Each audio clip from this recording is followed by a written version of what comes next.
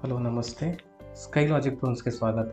ಇವತ್ತಿನ ಈ ವಿಡಿಯೋದಲ್ಲಿ ಭಾರತದಲ್ಲಿ ನೀವು ಡ್ರೋನನ್ನು ಎಲ್ಲಿ ಹಾರಿಸಬಹುದು ಅನ್ನೋದ್ರ ಬಗ್ಗೆ ಒಂದು ಸಂಕ್ಷಿಪ್ತ ಮಾಹಿತಿ ಕೊಡಲಿದ್ದೇನೆ.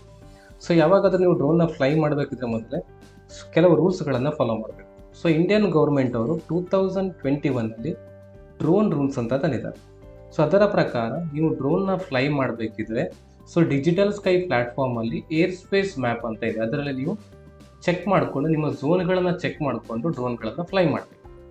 ಇವತ್ತಿನ ಈ ವಿಡಿಯೋದಲ್ಲಿ ನಾನು ಮೊದಲಿಗೆ ನಿಮಗೆ ಡಿಜಿಟಲ್ ಸ್ಕೈ ಏರ್ ಸ್ಪೇಸ್ ಮ್ಯಾಪನ್ನು ಹೇಗೆ ಓಪನ್ ಮಾಡುವುದು ಅನ್ನೋದ್ರ ಬಗ್ಗೆ ಒಂದು ಸಂಕ್ಷಿಪ್ತ ಮಾಹಿತಿ ಕೊಡ್ತೀನಿ. ಮೊದಲಿಗೆ ನಿಮ್ಮ ಮೊಬೈಲ್ ಅಥವಾ ಲ್ಯಾಪ್ಟಾಪಿನ ಯಾವುದಾದ್ರೂ ಒಂದು ಬ್ರೌಸರಲ್ಲಿ ನೀವು ಸರ್ಚಲ್ಲಿ ಡಿಜಿಟಲ್ ಸ್ಕೈ ಅಂತ ಟೈಪ್ ಮಾಡಿ,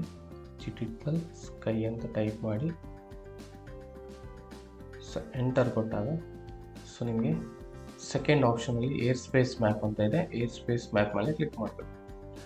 ಅದಾದಮೇಲೆ ನಿಮಗೆ ಏರ್ ಸ್ಪೇಸ್ ಮ್ಯಾಪಿನ ಒಂದು ಇಂಟರ್ಫೇಸ್ ಡಿಸ್ಪ್ಲೇ ಆಗ್ತದೆ. ಅದರಲ್ಲಿ ಫಸ್ಟ್ ಆಪ್ಷನ್ ಬಂದುಬಿಟ್ಟು ಕೀವರ್ಡ್ಸಲ್ಲಿ ಇನ್ ಕೇಸ್ ನೀವು ಸರ್ಚ್ ಮಾಡಿದ್ರೆ ಯಾವ ಏರಿಯಾದಲ್ಲಿ ಫ್ಲೈ ಮಾಡ್ತಾ ಇದ್ದೀರಾ ಆ ಏರಿಯಾವನ್ನು ಟೈಪ್ ಮಾಡ್ಬೋದು. ನೆಕ್ಸ್ಟ್ ಆಪ್ಷನ್ ಇರೋದು ಕೋಆರ್ಡಿನೇಟ್ಸ್ ಅಂತ ಇದೆ. ಇನ್ ಕೇಸ್ ನಿಮ್ಗೆ ಏನಾದರೂ ಲ್ಯಾಟಿಟ್ಯೂಡ್ ಲಾಂಗಿಟ್ಯೂಡ್ ವ್ಯಾಲ್ಯೂ ಗೊತ್ತಿದೆ ಅದನ್ನು ಸಹ ಟೈಪ್ ಮಾಡಿ ಸರ್ಚ್ ಮಾಡ್ಬೋದು. ನೆಕ್ಸ್ಟ್ ಆಪ್ಷನ್ ಇರೋದು ಫೈಲ್ಸ್. ಇನ್ ಕೇಸ್ ನೀವು ಯಾವುದಾದ್ರೂ ಬೇರೆ ಯಾವುದಾದ್ರೂ ಸಾಫ್ಟ್ವೇರ್ನ ಯೂಸ್ ಮಾಡಿ, ಎಕ್ಸಾಂಪಲ್ ಮಿಷನ್ ಪ್ಲ್ಯಾನರ್ ಇರ್ಬೋದು, QS ಗ್ರೌಂಡ್ ಕಂಟ್ರೋಲ್ ಇರ್ಬೋದು, ಯಾವುದಾದ್ರೂ ಆ್ಯಪನ್ನು ಯೂಸ್ ಮಾಡಿ ನೀವೇನಾದರೂ ಫ್ಲೈಟ್ ಪಾತನ್ನು ಏನಾದರೂ ರೆಡಿ ಆಗಿದ್ದರೆ ಆ ಫೈಲ್ಸನ್ನು ಸಹ ಏನು ಮಾಡ್ಬೋದು ಅಪ್ಲೋಡ್ ಮಾಡಿ ನೀವು ಸಹ ಚೆಕ್ ಮಾಡ್ಬೋದು. ಮುಂದಿನ ಆಪ್ಷನ್ಸ್ ಇರೋದು ಲೇಯರ್ಸ್. ಲೇಯರ್ಸಲ್ಲಿ first option is state. One second state will be visible. In case ನೀವು ಯಾವ್ದಾದ್ರು ಸ್ಟೇಟ್ ಬೌಂಡ್ರೀಸಲ್ಲಿದ್ದರೆ ನಿಮಗೆ ಸ್ಟೇಟ್ನ ಬೌಂಡ್ರೀಸ್ನ ಇಂಡಿಕೇಟ್ ಮಾಡ್ತದೆ. ನೆಕ್ಸ್ಟ್ ಆಪ್ಷನ್ ಇರೋದು ಏರ್ಪೋರ್ಟ್ ಏರಿಯಾ. ಏರ್ಪೋರ್ಟಲ್ಲಿ ಆ್ಯಕ್ಚುಲಿ 3 ಝೋನ್ಸ್ ಇದೆ. ಒಂದು red zone, inner yellow, outer yellow, as well as green zone ಅಂದರೆ ಜನರಲ್ ಝೋನ್. ಓಕೆ, ನೆಕ್ಸ್ಟ್ ಏರ್ಪೋರ್ಟಲ್ಲಿ ರೆಡ್ ಝೋನನ್ನು ಇಂಡಿಕೇಟ್ ಮಾಡ್ತಾ ಇದೆ, ಡಿಸ್ಪ್ಲೇ ಮಾಡ್ತಾ ಇದೆ. ಎಕ್ಸಾಂಪಲ್ ನಾನು ಇವಾಗ ಮಂಗಳೂರು ಏರ್ಪೋರ್ಟನ್ನು ಸರ್ಚ್ ಮಾಡ್ತಾ ಇದ್ದೀನಿ. Mangaluru airport, Mangaluru Karnataka. Okay, Mangaluru Karnataka search ಮಾಡ್ತಾ ಇದ್ದೀನಿ. ಇಲ್ಲಿ ರೆಡ್ ಝೋನಲ್ಲಿದೆ. ಆ್ಯಕ್ಚುಲಿ ನಾನು ಸರ್ಚ್ ಮಾಡ್ತಿರೋ ಏರಿಯಾ ಇವಾಗ ರೆಡ್ ಝೋನಲ್ಲಿಲ್ಲ, ಬಟ್ ಈ ಏರಿಯಾನ ರೆಡ್ ಝೋನ್ ಅಂತ ಕರೀತಾರೆ. ರೆಡ್ ಝೋನನ್ನು 0 to 5 ಕಿಲೋಮೀಟರ್, ಏರ್ಪೋರ್ಟ್ನ ಎಡ್ಜಿನಿಂದ 0 to 5 ಕಿಲೋಮೀಟರ್ ಡಿಸ್ಟೆನ್ಸನ್ನು ರೆಡ್ ಝೋನ್ ಅಂತ ಕರೀತಾರೆ. ಈ ಏರಿಯಾದಲ್ಲಿ ಯಾವುದೇ ಕಾರಣಕ್ಕೂ ಸಹ ನೀವು ಡ್ರೋನ್ನ ಫ್ಲೈ ಮಾಡುವಾಗೆ ಇಲ್ಲ.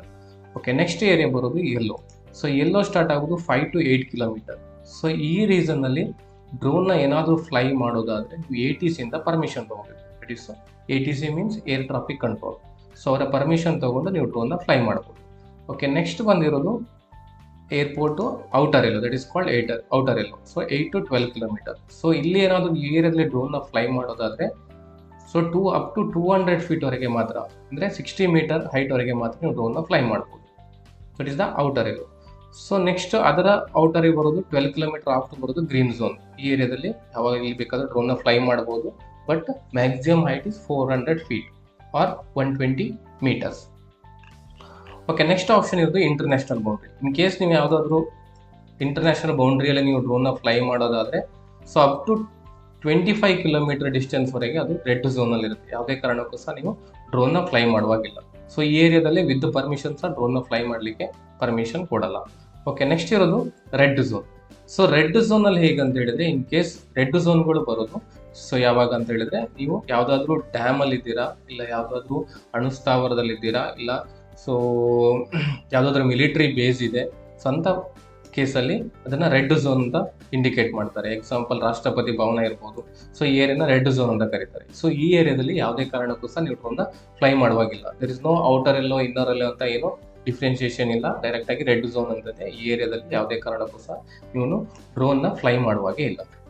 ಓಕೆ, ನೆಕ್ಸ್ಟ್ ಆಪ್ಷನ್ ಬಂದಿತ್ತು temporary red zones. This are very important. Temporary red ಝೋನ್ಗಳು ಇನ್ನೊಂದು ಇಂಪಾರ್ಟೆಂಟ್ ಏನಂತ ಹೇಳಿದ್ರೆ, ಝೋನ್ಸ್ಗಳು ಯಾವಾಗಲೂ ಫಿಕ್ಸ್ ಆಗಿಲ್ಲ. ಇದು ಯಾವಾಗಲೂ ಚೇಂಜಸ್ ಆಗ್ತಾ ಇರ್ತದೆ. ಎನಿ ಟೈಮ್, ಯಾವ ಟೈಮಲ್ಲಿ ಬೇಕಾದರೂ ಚೇಂಜ್ ಮಾಡ್ಬೋದು. ಓಕೆ, ಝೋನ್ಸ್ಗಳನ್ನು ಟೆಂಪರರಿ ರೆಡ್ಸ್ಗಳನ್ನ ಡಿಕ್ಲೇರ್ ಮಾಡ್ತಾರೆ. ಮೇಯ್ನ್ಲಿ ಬಿಕಾಸ್ ಆಫ್ ಒಂದು ಎಮರ್ಜೆನ್ಸಿ ಸಿಚುವೇಷನಲ್ಲಿ. ರೀಸೆಂಟಾಗಿ ಆಪರೇಷನ್ ಸಿಂಧೂರ ನಡೀತು. ಆ ಟೈಮಲ್ಲಿ ನಮ್ಮ ನಾರ್ತ್ ವೆಸ್ಟರ್ನ್ ರೀಸನ್ನ ಟೆಂಪರರಿ ರೆಡ್ ಝೋನ್ ಆಗಿ ಡಿಕ್ಲೇರ್ ಮಾಡಿದ್ರು. ಯಾವಾಗಿಂದ May 7 ಇಂದ June 13 ತನಕ. ನಾನೊಂದು ಈಗ ಇಮೇಜ್ ಹಾಕಿದ್ದೀನಿ, ಈ ಇಮೇಜಲ್ಲಿ ಡಿಸ್ಪ್ಲೇ ಆಗ್ತಾ ಇದೆ. ಇದರಲ್ಲಿ ಏನಂತ ಹೇಳಿದ್ರೆ, ನಾರ್ತ್ ವೆಸ್ಟರ್ನ್ ರೀಸನ್ನ ಟೆಂಪರರಿ ರೆಡ್ ಝೋನ್ ಆಗಿ ಡಿಕ್ಲೇರ್ ಮಾಡಿದ್ದಾರೆ, that is emergency purpose. So next ಇರೋದು VIP movement. In case prime minister ಏನಾದರೂ ಯಾವುದಾದ್ರೂ ಲೊಕೇಶನ್ಗೆ ಹೋಗ್ತಾ ಇದ್ರೆ ಆ ಲೊಕೇಶನ್ ಅನ್ನ ಟೆಂಪರರಿ ರೆಡ್ ಝೋನ್ ಆಗಿ ಡಿಕ್ಲೇರ್ ಮಾಡ್ತಾರೆ. ಸೊ ಇನ್ನೊಂದು ಲಾ ಎನ್ಫೋರ್ಸ್ಮೆಂಟ್ ಆಪರೇಷನ್ಸ್ಗೆ, ಇನ್ ಕೇಸ್ ಯಾವುದಾದ್ರೂ ಇವೆಂಟ್ ನಡೀತಾ ಇದ್ರೆ ಏನಾದರೂ ಆದರೆ, ಸೊ ಆ ಟೈಮಲ್ಲಿ ಸೊ ನೋ ಫ್ಲೈ ಝೋನ್ನ ಡಿಕ್ಲೇರ್ ಮಾಡ್ತಾರೆ. ಸೊ ಅದನ್ನು ಟೆಂಪ್ರರಿ ರೆಡ್ ಝೋನ್ ಆಗಿ ಡಿಕ್ಲೇರ್ ಮಾಡ್ತಾರೆ. So temporary red zone can be declared up to 96 hours. So 96 ಅವರ್ಸ್ವರೆಗೆ ಏನು ಮಾಡ್ಬೋದು, ಟೆಂಪ್ರರಿ ರೆಡ್ ಝೋನ್ನ ಡಿಕ್ಲೇರ್ ಮಾಡ್ಬೋದು. ಸೊ ಅದಾದಮೇಲೆ ಆ್ಯಕ್ಚುಲಿ ಟೆಂಪ್ರರಿ ರೆಡ್ ಝೋನ್ನ ರಿಮೂವ್ ಮಾಡಬೇಕು. ಸೊ ನೆಕ್ಸ್ಟ್ ಇರೋದು, ಸೊ ಇನ್ ಕೇಸ್ ನಿಮಗೆ ಟೆಂಪರರಿ ರೆಡ್ ಝೋನ್ನ ಅಲರ್ಟ್ ಬಂದಿಲ್ಲ ಅಂತ ಹೇಳಿದರೆ, ಸೊ ಅಲರ್ಟ್ಗಳು ಬರ್ತದೆ. ನಾರ್ಮಲ್ ಆಗಿ ಏನಾದರೂ ನೀವು RPCನ ತೊಗೊಂಡಿದ್ರೆ, ರಿಮೋಟ್ ಪೈಲಟ್ ಸರ್ಟಿಫಿಕೇಟ್ ಏನಾದರೂ ನಿಮ್ಮ ಹತ್ರ ಇದ್ದರೆ, ಸೊ ನಿಮ್ಮ ಮೊಬೈಲ್ಗೆ ಒಂದು ಅಲರ್ಟ್ ಬರ್ತದೆ. ಸೊ ಇನ್ ಕೇಸ್ ಅಲರ್ಟ್ ಬಂದಿಲ್ಲ ಅಂತ ಹೇಳಿದ್ರು ಸಹ ನೀವೇನು ಮಾಡಬೇಕು, ಡಿಜಿಟಲ್ ಸ್ಕೈ ಪ್ಲಾಟ್ಫಾರ್ಮಲ್ಲಿ ಏರ್ ಸ್ಪೇಸ್ ಮ್ಯಾಪಲ್ಲಿ ಚೆಕ್ ಮಾಡಿಕೊಂಡೇ ಏನು ಮಾಡಬೇಕು, ಡ್ರೋನ್ನ ಫ್ಲೈ ಮಾಡಬೇಕು. ರೀಸನ್ ಕೊಡ್ಲಿಕ್ಕೆ ಇಲ್ಲ, ನಮಗೆ ಅಲರ್ಟ್ ಬಂದಿಲ್ಲ ಹಾಗಾಗಿ ಫ್ಲೈ ಮಾಡಿದ್ದೀನಿ ಅಂತ ಯಾವುದೇ ಕಾರಣಕ್ಕೂ ಸಹ ರೀಸನ್ ಕೊಡುವಾಗೆ ಇಲ್ಲ. ಸೊ ನೆಕ್ಸ್ಟ್ ಇನ್ ಕೇಸ್ ಯಾವುದಾದ್ರೂ ಒಂದು ಝೋನನ್ನ ರೆಡ್ ಝೋನ್ ಆಗಿ ಕನ್ವರ್ಟ್ ಮಾಡ್ತಾರೆ ಅಂತ ಹೇಳಿದ್ರೆ, ಅವರು 7 days ಮೊದಲು ಏನು ಮಾಡ್ತಾರೆ, ಇಂಟಿಮೇಟ್ ಮಾಡ್ತಾರೆ.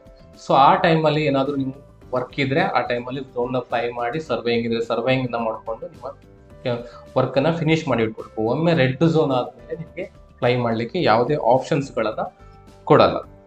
ಸೊ ನೆಕ್ಸ್ಟ್ ನಿಮ್ಗೆ ಎಣಿಸಿರ್ಬೋದು, ಟೆಂಪ್ರರಿ ಝೋನ್ನ ಯಾರು ಡಿಕ್ಲೇರ್ ಮಾಡ್ತಾರೆ.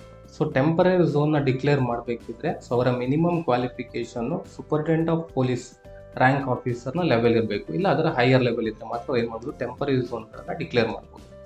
ಓಕೆ, ನೆಕ್ಸ್ಟ್ ಬಂದುಬಿಟ್ಟು ನೀವೇನಾದರೂ ಡ್ರೋನ್ನ ಫ್ಲೈ ಮಾಡಬೇಕಿದ್ರೆ ಕೆಲವು ಚೆಕ್ ಲಿಸ್ಟ್ಗಳಿದೆ. ಸೊ ಅದನ್ನು ಚೆಕ್ ಮಾಡಿಕೊಂಡೆ ಡ್ರೋನ್ನ ಫ್ಲೈ ಮಾಡಬೇಕು.